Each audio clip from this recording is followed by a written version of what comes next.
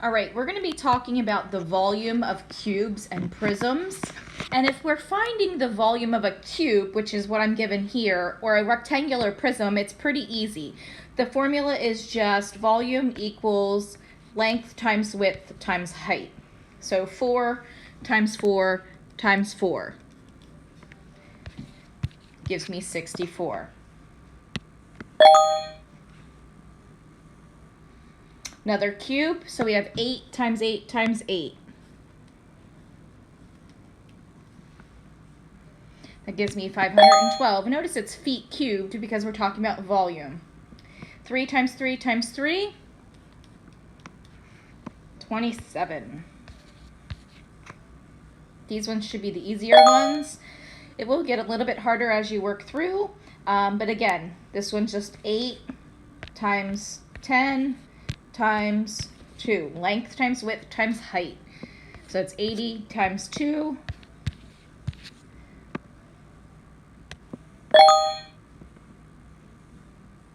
Four times 4 times 1.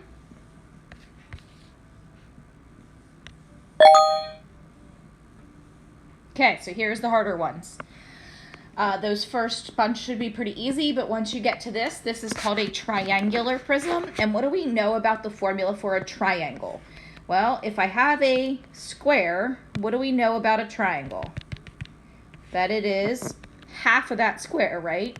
So the formula that we use for the area of a triangle is 1/2 base times height, okay? So if I'm looking at this triangle, that's what I would do. 1/2. The base is 3, and the height of that triangle is 6. Here's where the 3-dimensional portion comes into play. The height, or the width of this prism, is 7. That is the distance between the triangle on the front and the hidden triangle that you don't see on the back. Okay? So I'm going to then multiply this by 7. We know when we find the area of a triangle, we can do 1/2 times the base times the height, or we can do the base times the height and then divide by 2. We know that they are the same thing, so I can do this the same way. I can do 3 times 6 times 7, and then I can divide that by 2. So I get 63. Again, we're going to do 1/2 times the base of the triangle, which is 3, times the height of the triangle, which is also 3, times, what was that other piece? It was the distance between the two triangles on the prism. So in this case, it's 10. So 3 times 3 times 10 is 90, and when I divide that by 2, I get 45. If you think you understand and you want to go ahead and try, you can do that. I don't know if we'll get any that are harder than these. If you get ones that you don't understand and you want to send me an email, that'd be great. I'm going to go to a SMART score of 80. These are actually getting easier. We already had this one. 3 times 3 times 3, 27. 7 times 7 times 7. It's one I don't know in my head. 343. You may use a calculator. Volume of the triangular prism. Okay, so we did get some harder ones. We have to work backwards. So the volume is 202.5. And that's going to be equal to 1/2 times 5 times 9, and then this piece we don't know R, so times R. So 5 times 9, and then times 1/2. Gives me 22.5. So I have 22.5 times R equals 202.5.